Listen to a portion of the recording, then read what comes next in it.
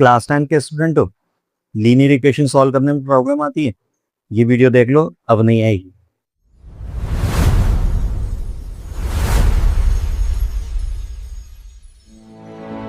Linear equation समझने से पहले हमें ये तो पता होना चाहिए लीनियर इक्वेशन होती क्या है। ध्यान से समझना, इधर देखो, मेरे साथ साथ रिपीट करो। लीनियर इक्वेशन, लीनियर मतलब कि क्या होता है, पावर 1 होगी। बोलो क्या होगा, पावर 1 होगी। पावर 1 वाली अगर इक्वेशंस हैं, साथ ही साथ दो वेरिएबल में, अब वो दो वेरिएबल कौन कौन से हो सकते हैं, बोलो कौन कौन से हो सकते हैं। एक्स वाई हो सकते हैं, वाई जेड हो सकते हैं, मेरे साथ साथ बोला, एक्स वाई हो सकते हैं, वाई जेड हो सकते हैं, पी क्यू हो सकते हैं, क्यू आर हो सकते हैं, यू बी हो सकते हैं, डब्ल्यू एक्स वाई, कुछ भी वेरिएबल ले सकते हो। दो वेरिएबल है, कितनी बात समझ में आ गई। पेयर है, क्या है, और पेयर, पेयर मतलब कि दो इक्वेशंस होने वाली है, दोनों में वेरिएबल की पावर 1 होने वाली है और दो वेरिएबल के साथ होने वाली है। तो देखो, दो इक्वेशन दो वेरिएबल, फिर से बोलो, दो इक्वेशन है दो वेरिएबल है और दोनों में ही पावर क्या होगी, वेरिएबल की पावर होगी 1, तब इस इक्वेशन को कह देंगे लीनियर इक्वेशंस। जनरल फॉर्म क्या होता है लीनियर इक्वेशन का, तो ऐसे दिखेगी, a1x plus b1y plus c1 equals to 0, दूसरा a2x plus b2y plus c2 equals to 0।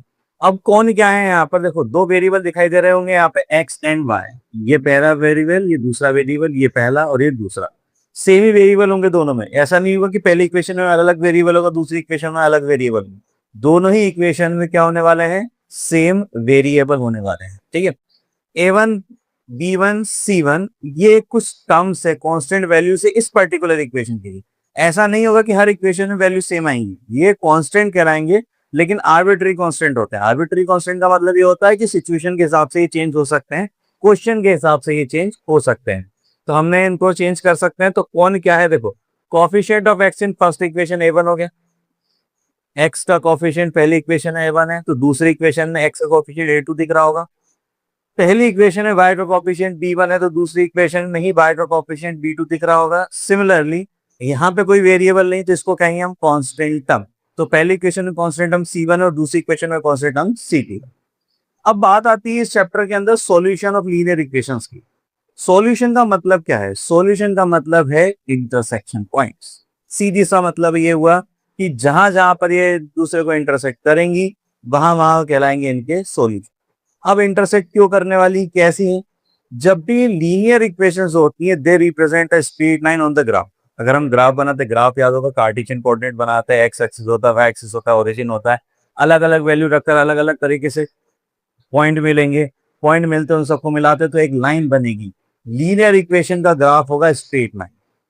दो इक्वेशंस हैं, कितनी इक्वेशंस हैं, दो, तो दो लाइन होंगी। फिर से कितनी इक्वेशंस हैं, दो, तो दो लाइन होगी, वो भी कौन सी, स्ट्रेट लाइन होने वाली है। ठीक है, अगर स्ट्रेट लाइन है तो दोनों का बिहेवियर कैसा होगा, उस हिसाब से हम सॉल्यूशन की बात करेंगे।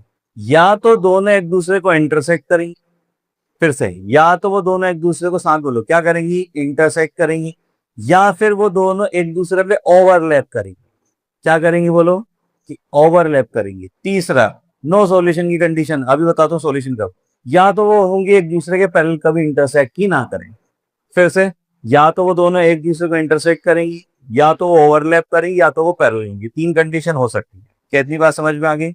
अब कैसे पहचानेंगे कि कौन सी कंडीशन होगी, मतलब यूनिक सॉल्यूशन कब होगा। अब देखो, एक ही पॉइंट पे इंटरसेक्ट करे तो हम कहते हैं इसको यूनिक सॉल्यूशन है। बोलो क्या कहते हैं, इसको यूनिक सॉल्यूशन है।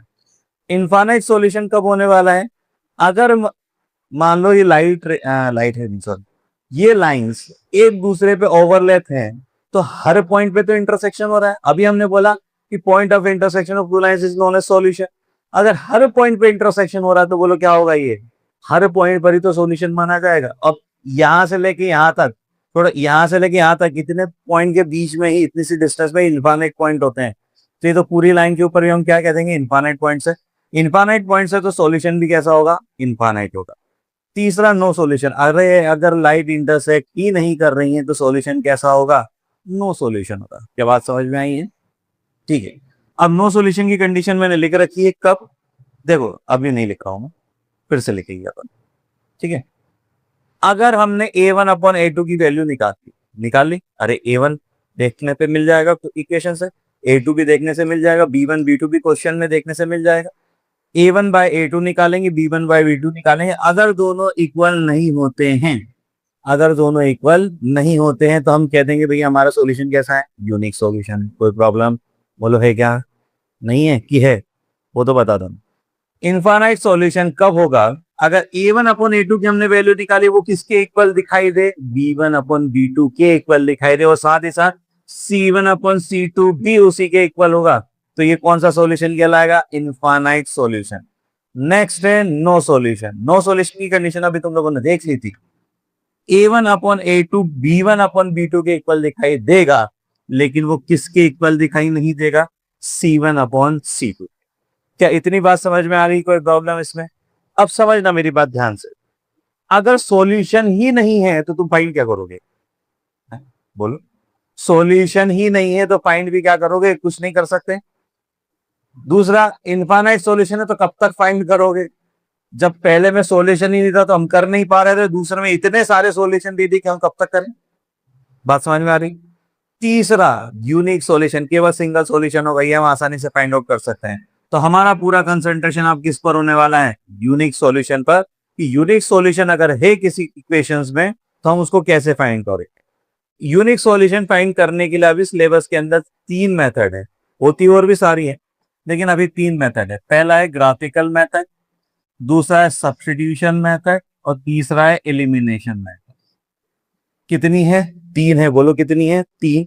पहली है ग्राफिकल मेथड, दूसरी है सब्स्टिट्यूशन मेथड, तीसरी एलिमिनेशन मेथड।